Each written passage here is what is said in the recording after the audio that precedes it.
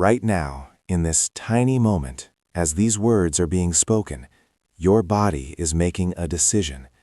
Not a conscious decision, not one you can feel, but a decision with consequences.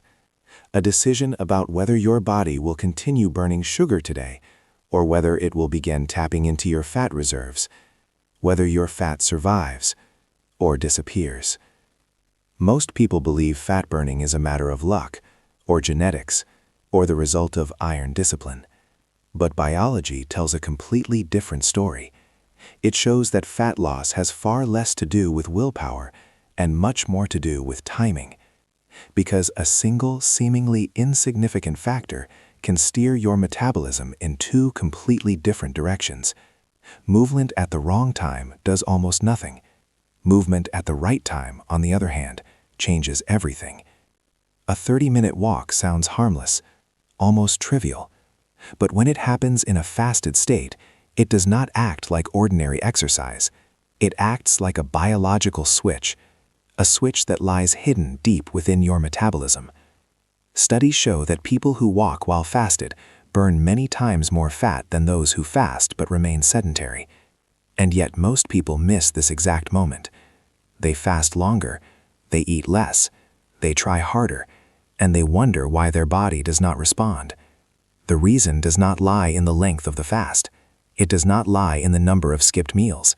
It lies in what happens inside your body while you move, without food.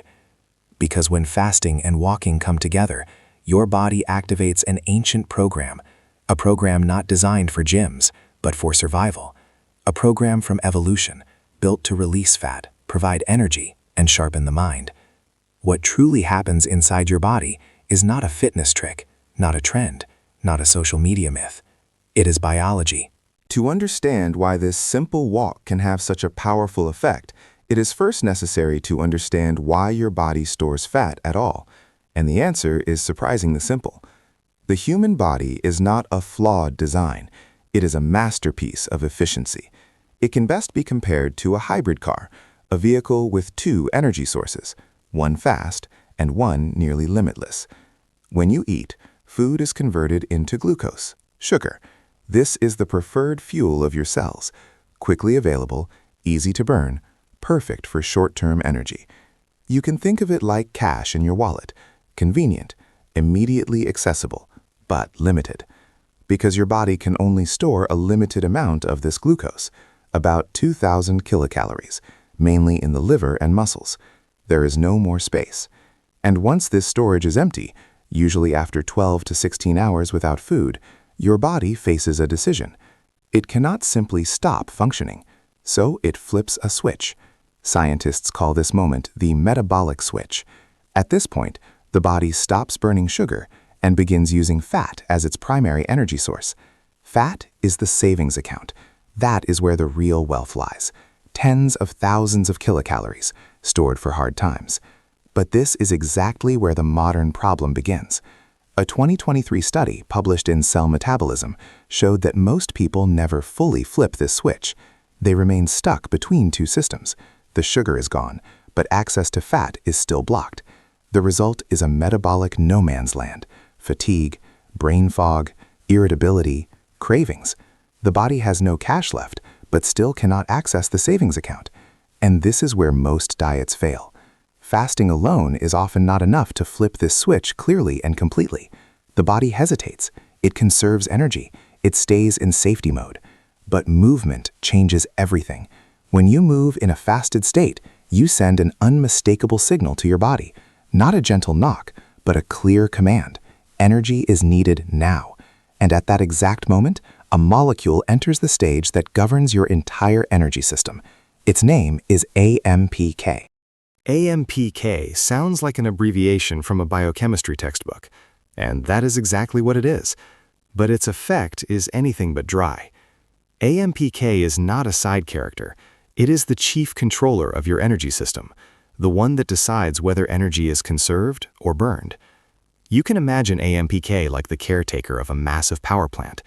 As long as enough energy is available, it stays in the background. But as soon as levels drop, it becomes active. It checks every cell, and when it detects that fuel is running low, there is no debate. When energy is low, AMPK sounds the alarm. It commands cells to release stored fat, not later, not carefully, immediately. At the same time, it shuts down all processes that waste energy.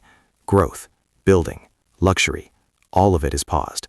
The focus narrows to a single goal: survival through efficient energy production. Fasting activates AMPK, that is well known. Movement also activates AMPK. But when both occur together, something special happens. The effect does not add up, it multiplies.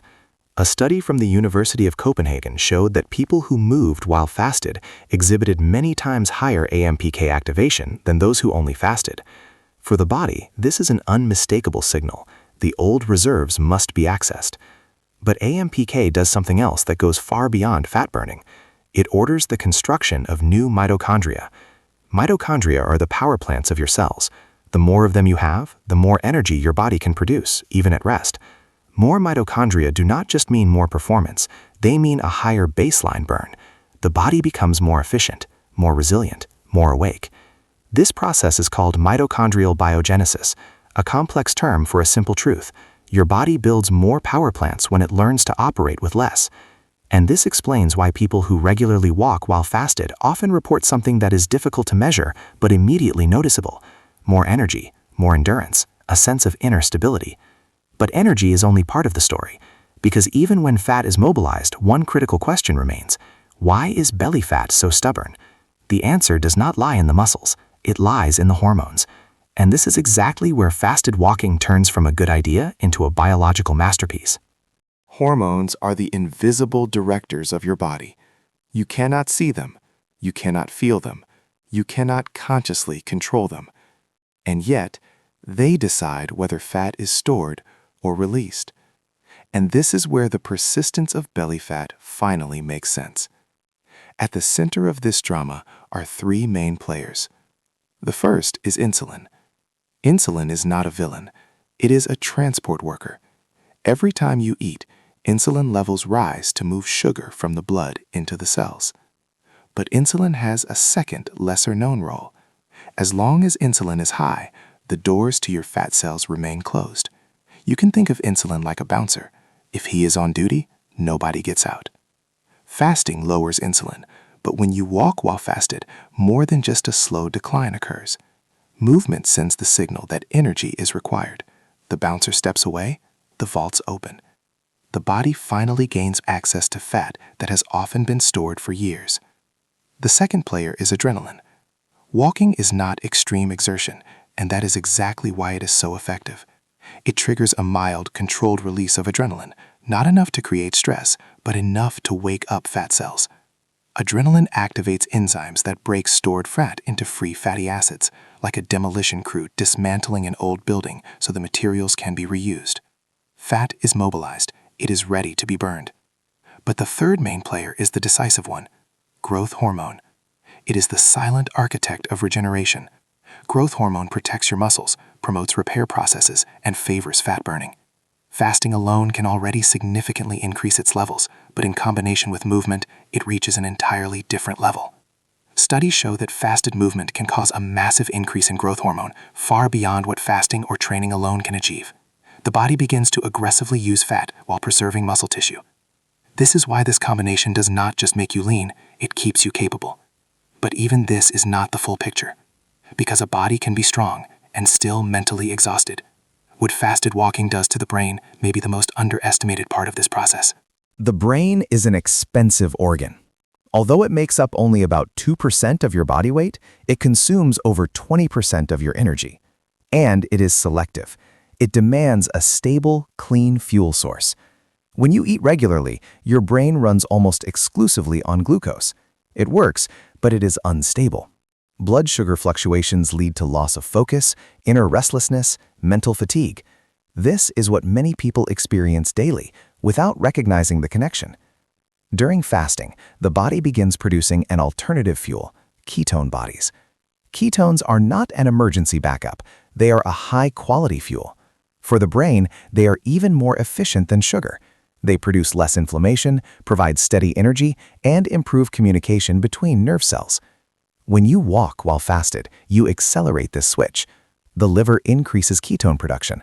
The brain begins to shift. Many people describe this moment not in medical terms, but emotional ones. Clarity, calm, focus. But this is only the beginning. Movement, even in moderate form, increases the release of BDNF, often called fertilizer for the brain. BDNF promotes the creation of new neurons, strengthens existing connections, and protects against age-related decline. Fasting amplifies this effect. That means fasted walking is not just a tool for the body, it is training for the brain, for memory, for learning ability, for mental resilience. And then there is dopamine. Not the fast, artificial dopamine from sugar or social media, but the sustainable dopamine that emerges when the body functions efficiently and senses progress. This dopamine stabilizes motivation, improves mood, and reduces the urge for constant reward. That is why many people report fewer cravings after a few weeks, less impulsive eating, more control. The body relearns how to regulate itself. But at this point, a crucial question arises. If this combination is so powerful, why does it not work the same for everyone? The answer does not lie in willpower, not in discipline. It lies in timing. And that is where it is decided whether fasted walking becomes a quiet breakthrough or fades without effect. Timing is the invisible amplifier of every biological reaction. Two people can do exactly the same thing and achieve completely different results, not because of the method, but because of the timing. The biggest mistake with fasted walking is not insufficient movement, it is incorrect timing. Many people walk after eating. That is not bad, but it sends a completely different signal to the body. After a meal, insulin is elevated. The body is in storage mode. Movement is then used to burn sugar, not fat. Fasted walking, by contrast, sends a clear signal. Energy is needed, but it is not coming from outside. The optimal time, therefore, lies at the end of the fasting window. For most people, this is early morning. Insulin is low, growth hormone is high, fat release is already active. But timing means more than clock time. Duration also matters. Too short, and the body stays in transition. Too long, and stress hormones take over. The most effective window usually lies between 30 and 60 minutes. In this range, fat mobilization is maximal without a necessary cortisol increase. The body works calmly, not frantically. Then there is intensity. This is where most people fail. Faster is not better. Sweating is not the goal. Fasted walking works best at an intensity where you can still speak, but no longer sing. Breathing is deeper, heart rate is elevated, but controlled. This is the zone where fat burning dominates. Too much intensity shifts metabolism back toward sugar. The effect is lost. But even perfect timing can fail if one factor is ignored. The body needs adaptation.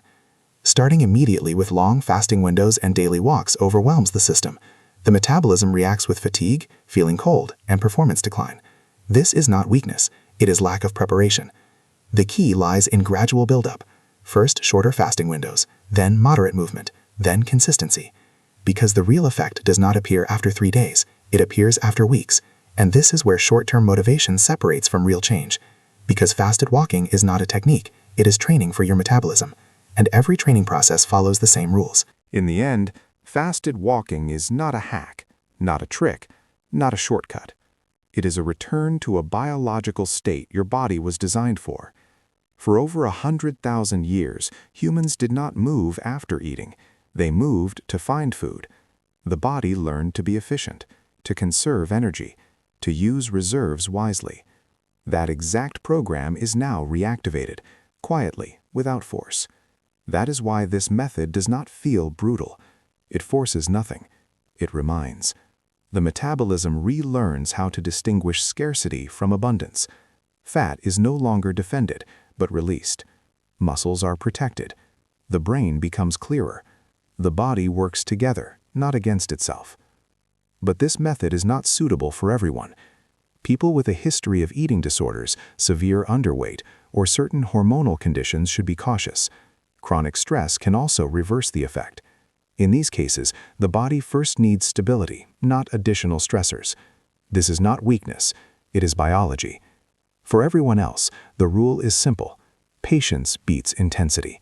A calm walk in a fasted state, several times per week, is enough to initiate processes that run deep, not visible after days, but noticeable after weeks.